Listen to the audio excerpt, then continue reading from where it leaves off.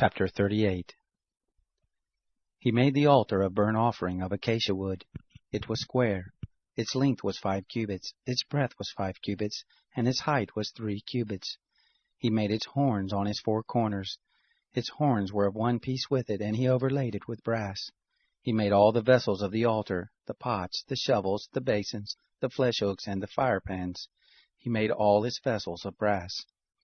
He made for the altar a grating of a network of brass, under the ledge around it beneath, reaching halfway up. He cast 4 rings for the 4 ends of brass grating, to be places for the poles. He made the poles of acacia wood and overlaid them with brass. He put the poles into the rings on the sides of the altar with which to carry it. He made it hollow with planks.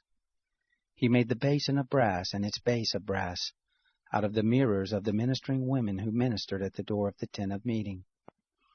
He made the court.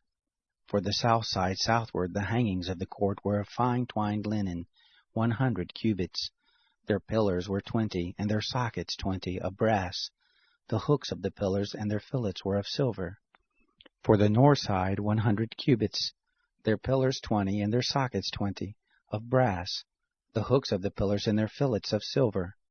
For the west side were hangings of 50 cubits. Their pillars 10, and their sockets 10. The hooks of the pillars and their fillets of silver. For the east side eastward 50 cubits. The hangings for the one side were 15 cubits, their pillars 3, and their sockets 3. And so for the other side.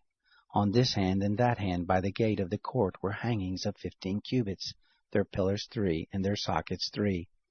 All the hangings around the court were of fine twined linen. The sockets for the pillars were of brass. The hooks of the pillars and their fillets were of silver, and the overlaying of their capitals of silver, and all the pillars of the court were filleted with silver. The screen for the gate of the court was the work of the embroiderer, of blue, purple, scarlet, and fine twined linen.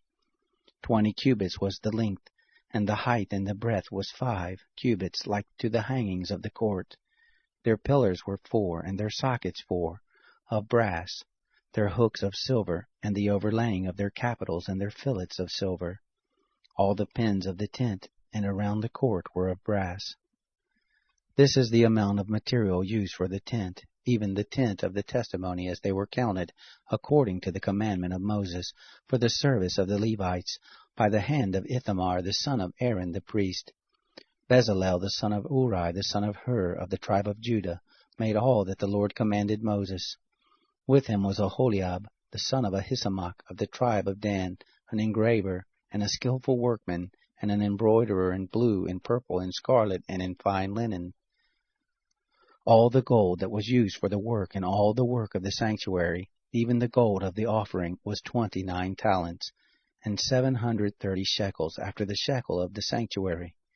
The silver of those who were numbered of the congregation was 100 talents, and 1,775 shekels, after the shekel of the sanctuary. A bekah a head, that is, half a shekel, after the shekel of the sanctuary, for everyone who passed over, to those who were numbered, from 20 years old and upward, for 603,550 men. The 100 talents of silver were for casting the sockets of the sanctuary and the sockets of the veil, 100 sockets for the 100 talents, a talent for a socket. Of the 1,775 shekels he made hooks for the pillars, overlaid their capitals, and made fillets for them. The brass of the offering was 70 talents, and 2,400 shekels.